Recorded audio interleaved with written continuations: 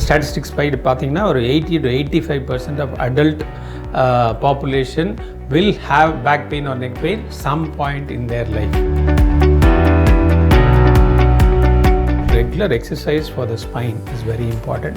Regular walking or half an hour of walking is a must, especially for women. யங்ஸ்டர்ஸில் 14-15 year old surgery பண்ணுற லெவலுக்கெல்லாம் வராங்க. Robotic general surgery உள்ள robotic சர்ஜரியும் இதுக்கும் நிறைய வித்தியாசம் இருக்குது. ஸ்பைன் சர்ஜரியில் எங்களுக்கு அது ஃபெசிலிட்டேட் பண்ணுது, ரோபாட் சர்ஜரி பண்ணாது.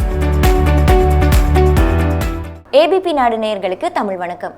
இன்றைய சிறப்பு நேர்காணலின் சிறப்பு விருந்தினர் முதுகெலும்பு அறுவை சிகிச்சை நிபுணர் டாக்டர் ரவி நம்ம கூட இருக்காங்க. அவங்க கிட்ட இன்னைக்கு முதுகெலும்பு சம்பந்தமான பல விஷயங்களை நாம கேட்டு தெரிஞ்சுக்கலாம். வணக்கம் சார். வணக்கம். எப்படி இருக்கீங்க சார்? நல்லா இருக்கேம்மா, நீங்க எப்படி இருக்கீங்க? ரொம்ப நல்லா இருக்கேன் sir. Being a spine surgeon, இன்னைக்கு மோஸ்ட் காமனா உங்களுக்கு எந்த மாதிரியான கேசஸ் வருதுங்க சார்? ஸ்பைன் ப்ராப்ளம்ஸ் வந்து இப்போ நம்மளோட லைஃப் ஸ்டைல்னால ரொம்ப காமனாக நம்ம பார்க்குறோம்.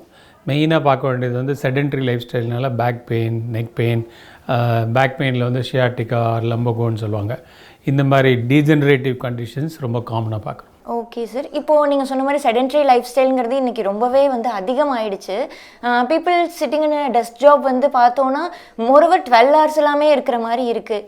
இதனால என்ன மாதிரி கேசஸ் வந்து வருது சார்? அது இந்த செடென்ட்ரி லைஃப் ஸ்டைல்னால என்னென்னா ஒரே பாஸ்டரில் உட்காந்துருக்கும் போது ஆர் லுக்கிங் வித் கம்ப்யூட்டரில் பார்த்துட்டு இருக்கிறதுனால அதனால் உங்களுக்கு என்ன ஆகுதுன்னா இந்த ஸ்ட்ரெயின் அந்த back, neck strain, back strain, ஃபோனில் ஒரே டைமில் பார்த்துட்டே குனிஞ்சு பார்த்துட்டே இருக்கனால நெக் ஸ்ட்ரெயின் அந்த மாதிரிலாம் வரலாம். அது காலப்போக்கில் என்ன ஆகுன்னா அந்த இன்பிட்வீன் இந்த ஸ்பைனல் போன்ஸ்க்கு நடுமத்தில் டிஸ்க்னு சொல்லுவோம். அந்த டிஸ்க் வந்து டீஜெனரேட் ஆகிடும். நார்மலாக 80% ஆஃப் டிஸ்கில் வந்து வாட்டர் மாதிரி ஜெல்லி மாதிரி தான் இருக்கும். அந்த jelly consistency will change, it will become try. அந்த ட்ரை ஆகிறதுனால இட் கேன் ஸ்லிப் பேக்வேர்ட்ஸ். அது பின்னாடி போய் நரம்பு தண்டுவடத்தில் அழுத்தி சமயத்தில் அந்த ஷியாட்டிக்கான்ற வலி வரலாம். இல்லை கழுத்தில் அந்த மாதிரி நரம்பு தண்டுவடத்தில் அழுத்துச்சுன்னா அது கைக்கு வலி வரலாம். Okay sir. இப்போது இது வராமல் இருக்கிறதுக்கு நமக்கு இந்த போஷரில் வந்து இந்த மாதிரி தான் நீங்கள் உட்காரணும், ராங் போஷர்ஸ், ரைட் போஷர், அந்த மாதிரி ஏதாவது இருக்கா? உட்காரும்போது நம்ம ஹிப் வந்து 90 degree பெண்டாக இருக்கணும், நீ 90 degree பெண்டாக இருக்கணும், food flat on the ground. அப்படி இருந்தால் கரெக்ட் ஹைட், உங்கள் சேருடைய ஹைட்டு ஃபஸ்ட்டு பார்த்துக்கணும். அந்த மாதிரி உட்காந்திங்கன்னா கரெக்டாக இருக்குன்னு அர்த்தம். இல்லைனா உங்கள் ஹைட்டு கொஞ்சம் அட்ஜஸ்ட் பண்ணிக்கணும். Plus arm rest, always arm ரெஸ்ட்டை யூஸ் பண்ணுறது ரொம்ப important. By that way you take off the weight from the spinal column. So that also helps you. அதே மாதிரி கழுத்து வந்து ரொம்ப குனிஞ்சு பார்க்காம ஒரு 30 degree வரைக்கும் பெண்ட் பண்ணலாம். அதனால் உங்களுக்கு ஒன்றும் ஸ்ட்ரெயின் ஆகாது. அதுக்கு மேலே பெண்ட் பண்ணும்போது ரொம்ப நேரம் அப்படி ஒர்க் பண்ணும்போது உங்களுக்கு ஸ்ட்ரெயின் ஆகுது சான்ஸ் இருக்குது. ஸோ அதெல்லாம் அவாய்ட் பண்ணணும். அது ஒன்று. மோர் தென் தட், நீங்கள் எவ்ரி half an hour கொஞ்சம் எழுந்து அந்த கம்ப்யூட்டர் விட்டு கொஞ்சம் நேரம் அப்படி ஒரு 2 minutes அது அப்படி எழுந்து நடந்துட்டு வந்தால் which is much more better. More than all this, regular exercise for the spine is very important. Is there any specific exercise இருக்கா சார் ஸ்பைனுக்கு அப்படின்னு? ஆமாம், ஸ்பைனுக்குன்னு there are exercise for the spine, but நம்ம floor exercise சொல்லுவோம். ஜிம்மில் போனீங்களா floor exercise சொல்லுவாங்க. Youngsters எல்லாருமே வந்து பார்த்தீங்கன்னா ஜிம்மில் வந்து வெயிட் லிஃப்ட் பண்ணணும், ரன் பண்ணணும், அது மட்டும் தான் யோசிப்பாங்க. அந்த ஃப்ளோர் எக்ஸசைஸ்னால் ட்ரெயினர் பக்கமே போக மாட்டாங்க. இன்றைக்கி ஃப்ளோர் எக்ஸசைஸ் வேண்டாம் அப்படிம்பாங்க. அப்படி கிடையாது. ஆக்சுவலாக ஃப்ளோர் எக்ஸசைஸ் தான் first more important than your muscle building. Muscle building will not last long. Life long இருக்க போகிறது உங்களோட கோர் மசில் ஸ்ட்ரென்த் தான். இப்போ வந்து பேக் பெயின் அப்படிங்கிறது வந்து இப்போ சின்ன பசங்கள்லேருந்து ஒரு ஸ்கூல் கிட்ஸ்லேருந்து ரொம்ப அடல்ட் சீனியர் பீப்புள் வரைக்கும் அது இருக்குது. எல்லா பேக் பெயினுமே வந்து ஸ்பைன் ரிலேட்டடான ப்ராப்ளம்ஸா சார்? நிறைய பேருக்கு வந்து நம்ம சன்லைட்டில் போகாததுனால அண்ட் மில்க் கூட நிறைய கேர்ள்ஸ் எல்லாம் மில்க்லாம் குடிக்கிறதுல அதனால விட்டமின் டி டெஃபிஷியன்சினாலையும் உங்களுக்கு பேக் பெயின், நெக் பெயின் வரலாம். ஸோ அதுக்கு வந்து கெட்டிங் எக்ஸ்போஸ் டு சன்லைட் ஒன்று. ரெண்டாவது வந்து மெயின்டைனிங் யுவர் வெயிட். இப்போ செடென்ட்ரி லைஃப் ஸ்டைலாக இருந்தாலும் குழந்தைங்க, சின்ன குழந்தைங்களே ஓவர் வெயிட் அதிகமாக வராங்க. ஸோ அந்த மாதிரி குழந்தைங்க not expose to any kind of exercise. வீட்லேயும் படின்னு சொல்கிறது, விளையாடுன்னு யாரும் எந்த பேரண்ட்ஸும் சொல்கிறது கிடையாது. ஸோ அதனால் இந்த fitness level of the children are going down. அதனாலையும் உங்களுக்கு வந்து பேக் பெயின், நெக் பெயின் வரலாம். அண்ட் யங்ஸ்டர்ஸில் 14-15 year old சர்ஜரி பண்ணுற லெவலுக்கெல்லாம் வராங்க, mainly because of overweight. இப்போ ஓவர் வெயிட் வந்து ஸ்பைனை வந்து எந்த அளவுக்கு சார் பாதிக்கும்? ஸ்பைன் வந்து ஸ்பைனல் காலம் பார்த்திங்கன்னா அது ஒரு பில்லர் மாதிரி இருந்தால் கூட it is a supporting structure. That is one aspect of the spinal காலமோட ஃபங்க்ஷன். எல்லா ஆர்கன்ஸும் அந்த காலம் மேலே தான் அட்டாச் ஆகுது. ஸோ எல்லா வெயிட்டுமே உங்களோட பாடி வெயிட் ஃபுல்லாகவே கெட்ஸிங் டிரான்ஸ்மிட்டட் த்ரூ த ஸ்பைனல் காலம் ஒன்லி. அந்த காலம் அது வந்து it is not a rigid காலம். நம்ம பில்டிங்கில் உள்ள ரிஜிட் காலம் விட கிடையாது. அது வந்து ஃப்ளெக்சிபிளாகவும் இருக்குது. ஸோ அதனால் அதுக்கு ஸ்ட்ரெஸ் இஸ் மோர். மூணாவது வந்து it is protecting the vital spinal cord within. That பிரெயின்லேருந்து வர நியூரல் சிக்னல்ஸ் இந்த ஸ்பைனல் கார்டு வழியாக போய் கடைசியில் நரம்பு வழியாக வெளியே வந்து காலுக்கெல்லாம் வருது. ஸோ அதனால் வந்து it is functionally protecting your spinal cord and helping you to move at the same time it is helping you to support. So இந்த 3 ஃபங்க்ஷன்ஸ் ஸ்பைனல் காலமில் இருக்கிறதுனால we have to take care of the spine. இப்போ வந்து spinal cord அப்படின்னா எந்த age கேட்டகரிக்கு அதிகமாக affect பண்ணுது சார்? லைக் வந்து கிட்ஸ்க்கா, அடல்ட்ஸ்க்கா? இது வந்து மோர் அண்ட் மோர் இப்போ டீஜெனரேட்டிவ் கண்டிஷன்ஸ் பார்த்திங்கன்னா எல்டர்லி ஏஜ் குரூப்பில் தான் ஒரு 30-40க்கு மேலே வரும். But disc problem can start even younger age.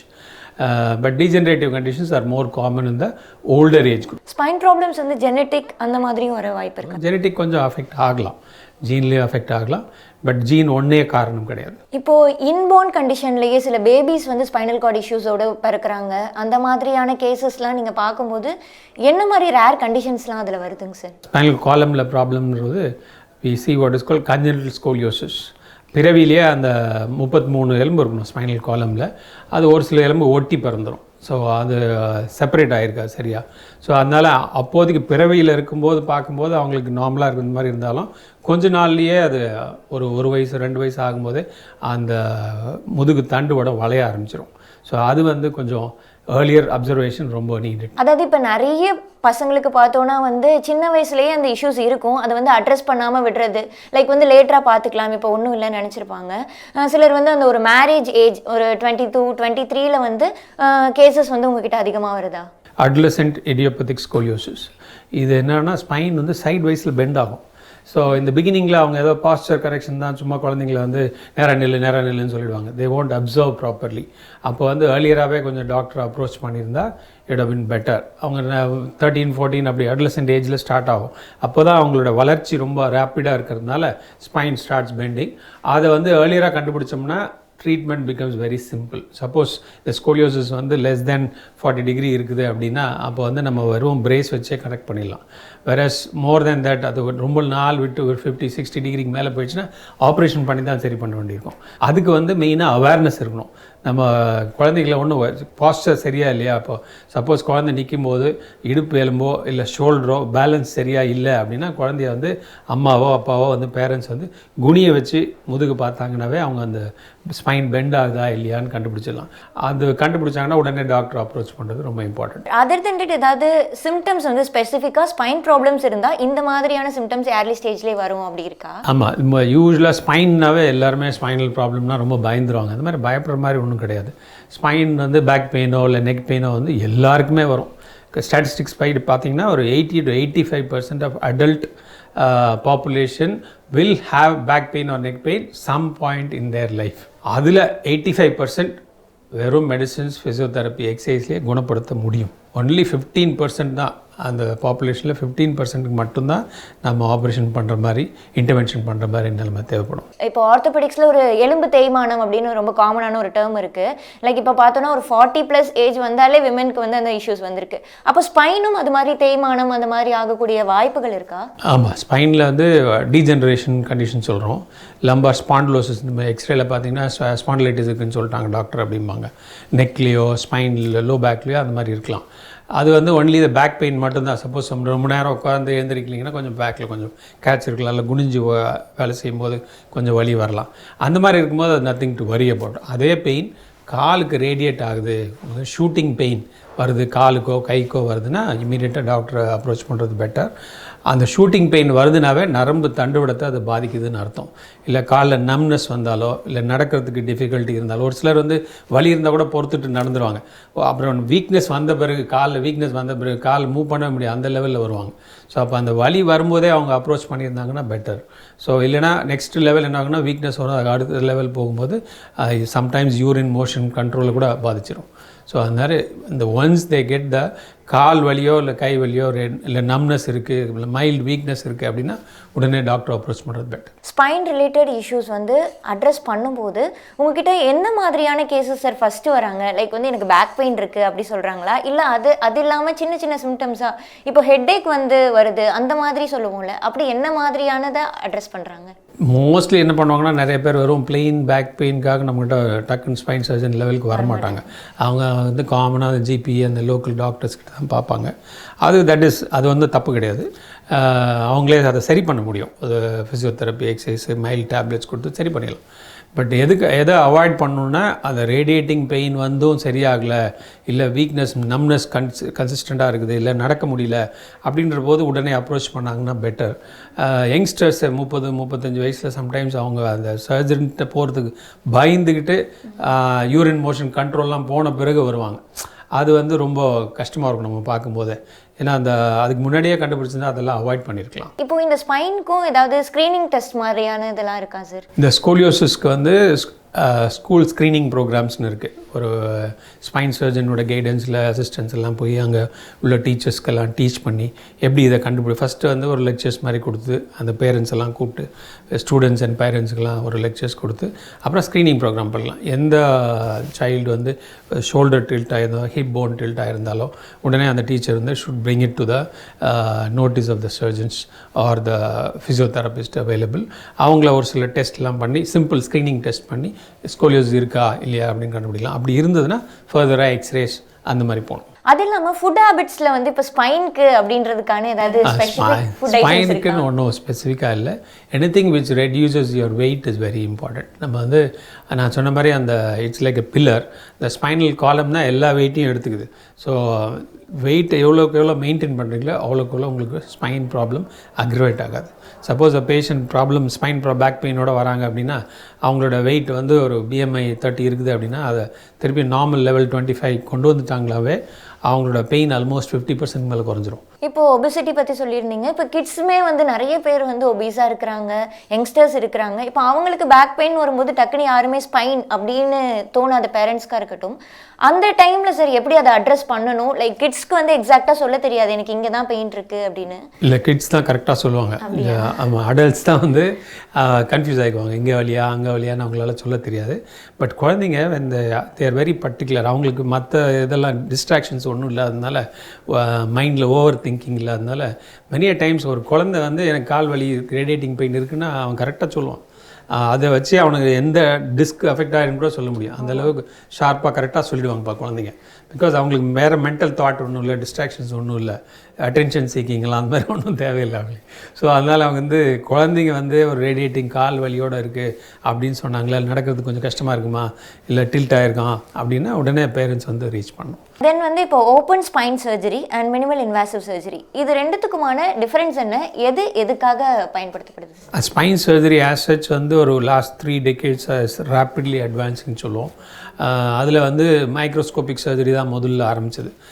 Microscope வந்த பிறகு the results have become better. அதுக்கு அடுத்தது பிகாஸ் சயின்டிஃபிக் அட்வான்ஸ்மெண்ட்ஸ் வந்ததுனால நெக்ஸ்ட்டு ஸ்டேஜ் மினிமலி இன்வேசிவ்னு வந்தது. மினிமலி இன்வேசிவில் என்னென்னா, நம்ம ஆப்ரேட் பண்ணும்போது யூஸ்வலாக ஸ்பைனை எக்ஸ்போஸ் பண்ணி அதுக்கப்புறம் தான் அந்த உள்ள ஸ்பைனல் கார்ட் பக்கத்தில் போய் அந்த டிஸ்கோ ரிலேட்டட் என்ன பெத்தலாஜிக்கல் ப்ராப்ளமோ அதை அட்ரஸ் பண்ணுவோம். அந்த மாதிரி எக்ஸ்போஸ் பண்ணும்போது நம்ம அந்த மசிலை கட் பண்ணி உள்ளே போகிறதுனால அவங்க வந்து யூஸ்வலாக ஆப்ரேஷன் பண்ணி முடித்த உடனே அன்றைக்கி அடுத்தனால கொஞ்சம் டிலே ஆகும். அவங்களோட ரிக்கவரி பீரியட் மார்பிடிட்டின்னு சொல்லுவோம், அது அஃபெக்ட் ஆகும். ஆனால் இந்த மினிமலி இன்வேசிவ் எதுக்காக கண்டுபிடிச்சாங்கன்னா, அந்த மசில் டேமேஜை குறைக்கிறதுக்காக plus size of the incision. இப்போ முதல்ல ஒரு லெவல் ஃபிக்ஸ் பண்ணுறதுக்கு ஒரு 4 ஸ்க்ரூ போட்டு ஃபிக்ஸ் பண்ணுறதுக்கு ஒரு 3 inches யூஸ் பண்ணுறாங்க அப்படின்னா, இந்த minimally invasive or keyhole ஆப்ரேஷனில் வந்து we'll make only a 1 inch incision. Okay sir, இப்போ வந்து டிஃப்ரெண்ட் டைப்ஸ் ஆஃப் சர்ஜரிஸ் பற்றி சொல்லியிருந்தீங்க. இதில் ரெக்கவரி ரேட் அப்படின்றது, இப்போ ஒருத்தர் வந்து ஸ்பைன் சர்ஜரி பண்ணியிருக்காங்க அப்படின்னா எவ்வளவு நாட்கள் சார் ஆகும் திரும்ப வந்து அவங்க நார்மலான day to day life lead பண்ணுறது? காமனாக நான் சொன்ன மாதிரி இப்போது எண்டோஸ்கோபிக் ஸ்பைன் சர்ஜரி பண்ணுறோம் அப்படின்னா ஒரு டிஸ்க் ப்ராப்ளத்துக்காக ஸ்டியாட்டிக்காக வருது, young patient 30 year old coming with disc problem அப்படின்னா ஆப்ரேஷன் முடிஞ்சோடனே அன்றைக்கே நடக்கலாம், அன்றைக்கோ இல்லை அடுத்த நாளும் டிஸ்சார்ஜ் பண்ணுவோம். Advantage of endoscopy returning back to work. அவங்க வந்து ஸ்டிச்சே இருக்காது, அதில் 6 millimeter ஹோல் தான், there is no stitch also. So அதனால் அவங்க வந்து ரிட்டர்னிங் பேக் டு ஒர்க் ஒரு 3 weeksல, டெஸ்க் ஒர்க்காக இருந்தால் 3 weeksல பண்ணலாம். ஒன்லி குனியறது, வெயிட் தூக்குறது, அந்த மாதிரி வண்டி ட்ரைவ் பண்ணுறது, அதெல்லாம் கொஞ்சம் ரெஸ்ட்ரிக்ஷன்ஸ் இருக்கும். So that is a big advantage. Sir, then lot of myths about spine surgery. நீங்கள் ரீசெண்ட் டைம்ஸில் பேஷண்ட்ஸ் கிட்ட இருந்து கேட்ட சில மித்ஸ் ஏதாவது இருக்கா சார்? பேஷண்ட்ஸ் எல்லா பேஷண்ட்டுமே உடனே ஸ்பைன் சர்ஜரினா உடனே பயந்துக்கிறாங்க. அது வந்து டோட்டலி அன்வாரண்டட். ஸ்பைன் சர்ஜரி பண்ணால் என்னால் நடக்க முடியாது, நான் கம்ப்ளீட்லி பெட்ரிடன் ஆகிடுவேன், அதுக்கப்புறம் நான் I will not be productive அப்படின்ற மாதிரி ஒரு மித் வந்து எல்லாரோட மைண்ட்லேயும் இருக்குது, ஈவன் டாக்டர்ஸ் கூட. ஸோ அது வந்து பேஷண்ட்டுக்கு மட்டும் இல்லை. ஸோ காமனாக இப்போ மற்ற ஸ்பெஷாலிட்டி உள்ள டாக்டர்ஸ் கூட அந்த மாதிரி மைண்ட் செட் இருக்குது. அது வந்து டோட்டலி அன்வாரண்டட். நீங்கள் வந்து உங்களோட நான் சொன்ன மாதிரி 85% ஆஃப் ப்ராப்ளத்தை ஆப்ரேஷன் பண்ணாமல் சரி பண்ண முடியும். ரிமைனிங் 15% சர்ஜரி பண்ணால் சரியாயிடும். அது நம்ம கரெக்டான டைம்லேயும் போடும். Okay sir. தென் வந்து இப்போ சிம்டமேட்டிக் ஏசிம்டமேட்டிக் அப்படின்றது மெடிக்கலில் ரொம்பவே ஒரு காமனான டேர்ம். ஸ்பைன் பொறுத்த வரைக்கும் இந்த மாதிரியான விஷயங்களும் இருக்கா சார்? சிம்டமேட்டிக் அப்படின்னா அது நான் சொன்ன மாதிரி இந்த ரேடியேட்டிங் பெயின் வருது இல்லையா, அதெல்லாம் வந்து சிம்டமேட்டிக். சும்மா மைல்ட் பேக் பெயின் அதெல்லாம் இருந்தால் ஏசிம்டமேட்டிக்காக கன்சிடர் பண்ணி நிறைய பேர் அட்டென்ஷன் கொடுக்கறதில்ல. ஒரு சில பெயின்ஸ் லைக் ஒரு சிலருக்கு பெயின் இருக்கும், அது நைட்டில் மட்டும் நைட்டு ஸ்லீப் கூட டிஸ்டர்ப் பண்ணும், அவங்களுக்கு ரேடியேட்டிங் பெயின்லாம் இருக்காது. அது வந்து ஸ்பைனல் இன்ஃபெக்ஷனாக இருக்கலாம், இல்லை ஸ்பைனல் டியூமராக இருக்கலாம். ஒன்ஸ் உங்களோட வலி வந்து உங்களோட தூக்கத்தை டிஸ்டர்ப் பண்ணுது அப்படின்னா that is dangerous. For that matter any pain, spinal pain மட்டும் கிடையாது. நம்ம ஊரில் வந்து spinal tuberculosis is very common. அடுத்தது வந்து ஸ்பைனல் கேன்சர்ஸ் ஆல்சோ இப்போ ஆஃப் லேட் நம்ம நிறைய பார்க்குறோம். ஸோ அதனால் இந்த 2 கண்டிஷனும் வரும்போது வெயிட் லாஸ் இருந்தாலோ, நைட் பெயின்ஸ் ரொம்ப இருந்தாலோ, weakness, sudden onset of weakness அந்த மாதிரி இருந்தால் அது கூட கேன்சராகவும் இருக்கலாம், இல்லை ஸ்பைனல் இன்ஃபெக்ஷன்ஸாக இருக்கலாம். உடனே டாக்டர் அப்ரோச் பண்ணுறது பெட்டர். இப்போ ஸ்பைனல் கேன்சர் அப்படிங்கிறது இன்றைக்கி டே டு டே சுச்சுவேஷனில் எவ்வளோ மோஸ்ட் காமனாக இருக்குது சார்? ஸ்பைனல் கேன்சர் வந்து any cancer can affect the spine also. ஸ்பைனில் வந்து மோஸ்ட்லி மற்ற ஆர்கன்லேருந்து வர கேன்சர் தான் ரொம்ப 80% ஸ்ப்ரெட் ஆகி வருது தான். ஒன்ஸ் ஸ்பைனுக்கு வந்துச்சுனாவே அது ஒரு லாஸ்ட் ஸ்டேஜுக்கு வந்துருச்சுன்னு அர்த்தம். அதில் கூட suppose there are cancers which are curable nowadays. அந்த மெயினாக கேன்சர் வந்து கீமோதெரப்பி தான் main things. So very advanced chemotherapic techniques are available. Spine operation எதுக்காக பண்ணுறோன்னா, அந்த நரம்பு தண்டுவடத்து மேலே அழுத்தம் இருந்தாலோ, இல்லை அந்த ஸ்பைனோட ஸ்டெபிலிட்டி, அந்த காலமோட ரிஜிடிட்டி போயிடுச்சுனாலோ அதை நம்ம சப்போர்ட் பண்ணுறதுக்காக தான் சர்ஜரி பண்ணுறோம். குழந்தைங்களுக்கு வந்து ஸ்பைனல் ப்ராப்ளம்ஸ் வருது அப்படின்னு ஆல்ரெடி உங்ககிட்ட கேட்டிருந்தேன். அந்த மாதிரி இப்போ சின்ன வயசுலேயே அந்த கண்டிஷன்ஸ் வர்றது, அவங்க வளரும்போது அவங்களோட வாக்கிங் எபிலிட்டியாக இருக்கட்டும், இல்லை வந்து அவங்களோட ஸ்டாண்டிங் போஸ்டர்ஸாக இருக்கட்டும், இதை வந்து அஃபெக்ட் பண்ண வாய்ப்பு இருக்கா சார்? இது நம்ம சப்போஸ் யங் ஏஜில் ஒரு டிஸ்க் ப்ராப்ளம் வருது அப்படின்னா, அந்த நம்ம டிஸ்க் மைக்ரோ சர்ஜரி அந்த வெளியே வந்த டிஸ்க் மட்டும் நம்ம எடுத்துகிட்டு நரம்பு தண்டுவடத்தை ஃப்ரீ பண்ணிடும். இதனால் அவங்களுக்கு லைஃப் லாங்லாம் ஒன்றும் பிரச்சனை வராது. ஸோ அதை அவங்களோட க்ரோத் எல்லாம் ஒன்றும் அஃபெக்ட் ஆகாது. வேற ஸ்கோலியோசிஸ் அப்படின்ற கண்டிஷன் இருக்கும். அந்த பெண்டான ஸ்பைனை நம்ம ஸ்ட்ரைட்டன் பண்ணி ஃபிக்ஸ் பண்ணோம், ஃபியூஸ் பண்ணும்போது அது வந்து அந்த ஸ்பைனல் ட்ரங்க்கோட க்ரோத்தை அஃபெக்ட் பண்ணலாம். அதுதான் வரும். அதுக்கு தான் ஏர்லியராக கண்டுபிடிச்சோம்னா number of segments fused will be less. So that is very important. ஆனால் இப்போது ரீசெண்டாக ஈவன் ஸ்கோலியோசிஸ் கூட வாட் இஸ் கால்ட் டெதரிங் அப்படின்னு கண்டுபிடிச்சிருக்கும். அதில் அந்த கைண்ட் ஆஃப் ஃபிக்ஸேஷன் பண்ணும்போது அந்த வளைஞ்ச ஸ்பைனை ஸ்ட்ரைட் ஆக்கினாலும் அது வந்து அந்த க்ரோத்தையும் அலோவ் பண்ணும், மொபிலிட்டியும் மெயின்டைன் பண்ணும். அப்படி இருக்கும்போது அந்த குழந்தைங்க வந்து almost like a normal children. இதுக்கு எல்லாமே வந்து இதுக்கு எல்லாத்துக்குமே ஏர்லி டயக்னோசிஸ் தான் இம்பார்ட்டண்ட். Okay sir. தென் வந்து ரொபோட்டிக் ஸ்பைன் சர்ஜரி, அது உங்களுக்கு கண்டிப்பாக அதில் இன்னும் நிறைய நுணுக்கங்கள் தெரியும். அதை பற்றி எங்ககிட்ட கொஞ்சம் ஷேர் பண்ணிக்கோங்க சார். ஆஃப் லேட் ரீசெண்ட் அட்வான்சஸ்ன்னு பார்த்தீங்கன்னா லாஸ்ட் 1 டெக்கேடில் one is endoscopic spine surgery, அடுத்தது robotic spine surgery. Artificial intelligence வந்து எல்லா இடத்துலையும் வந்துடுச்சு. ஸோ அதனோட அட்வான்ஸ்மெண்ட் இந்த சர்ஜிக்கல் ஃபீல்டு தான் வந்து ரோபோட்டிக். இந்த ரோபோட்டிக் ஜெனரல் சர்ஜரியில் உள்ள ரோபோட்டிக் சர்ஜரி இதுக்கும் நிறைய வித்தியாசம் இருக்குது. இந்த ரோபோட்டிக் ஸ்பைன் சர்ஜரியில் எங்களுக்கு அது ஃபெசிலிட்டேட் பண்ணுது, ரோபோட் சர்ஜரியை பண்ணாது. ஸோ பேஷண்ட் கூட நிறைய முறை கேட்பாங்க, ரோபோட் தானே ஸ்பைன் சர்ஜரி பண்ணும். ரோபோட் ஸ்பைன் சர்ஜரி பண்ணாது. ஆனால் எங்களோட அக்யூரஸியை வந்து அது இன்க்ரீஸ் பண்ணும், எங்களோட ஆப்ரேஷன் டைமை அது குறைக்கும். ஸோ எங்களோட ப்ரிசிஷனை அது இன்க்ரீஸ் பண்ணோம், கன்சிஸ்டன்சியை இன்க்ரீஸ் பண்ணோம். ஸோ ரிசல்ட் சக்ஸஸ் ரேட்டை இன்க்ரீஸ் பண்ணும். உங்களுக்கு ஒரு அசிஸ்டன்ஸ் மாதிரி அந்த ரோபோட் அசிஸ்டன்ட் மாதிரி எக்ஸ்ட்ரா மூளை மாதிரி. ஸோ அந்த மாதிரி. ஸோ அது வந்து எங்களுடைய நம்ம 95% சக்ஸஸ் ரேட்டில் இருக்கணும்னா அதை கொண்டு போய் 99-100% நிறுத்தும். ஸோ இப்போ ரொபோட்டிக் ஸ்பைன் சர்ஜரி தான் இருக்கிறதுலே ரொம்ப அட்வான்ஸ்மெண்ட் அண்ட் பெட்டர் அப்படின்னு சொல்கிறீங்களா? அட்வான்ஸ்மெண்ட் இன் த சென்ஸ் அக்யூரஸியை இன்க்ரீஸ் பண்ணும். அதனால் வந்து அதனாலேயே எல்லாமே சரி. அது அல்டிமேட்லி த சர்ஜன் தான் அதில் முக்கியம். ஆனால் சர்ஜனோட எஃபிஷியன்சியை அது இன்க்ரீஸ் பண்ணும். Okay sir. இன்றைக்கி மெடிக்கலில் ரோபோட்டிக் ஸ்பைன் சர்ஜரி எந்த அளவுக்கு சார் இருக்குது? லைக் எவ்வளோ பேஷண்ட்ஸ் வந்து அதை ஓகே வில் கோ ஃபார்? நிறைய பேர் வந்து கேட்குறாங்க. ஏன்னா எல்லாருமே வரும்போது வந்து மெயின் கன்ஸ்ட்ரெயின் வந்து காஸ்ட் எஃபெக்டிவ்னஸ் ஒன்று இருக்கும். பட் நிறைய பேர் வந்து ஸ்பைன் ரோபாட்டிக்ன்றது வந்து பிக் கேட்சி நேம் எல்லாருக்குமே. ஸோ நாங்களே வந்து உங்களுக்கு கேஸ்க்கு தேவையில்லை அப்படின்னு சொன்னால் கூட அவங்க வந்து ரோபாட்டிக் பண்ண முடியாதா அப்படிம்பாங்க. ஸோ அந்த மாதிரி robotics can be combined with endoscopic also. இன்றைக்கி ஜென்ரேஷனில் நீங்கள் வந்து இப்போ ஏதாவது ஒரு கேஸை பார்த்து இப்போது ரீசெண்டாக இதை பார்த்து இப்படிலாம் வருதா அப்படின்னு உங்களுக்கு வந்து ஆச்சரியமான ஒரு கேஸ் அந்த மாதிரி இருக்கா?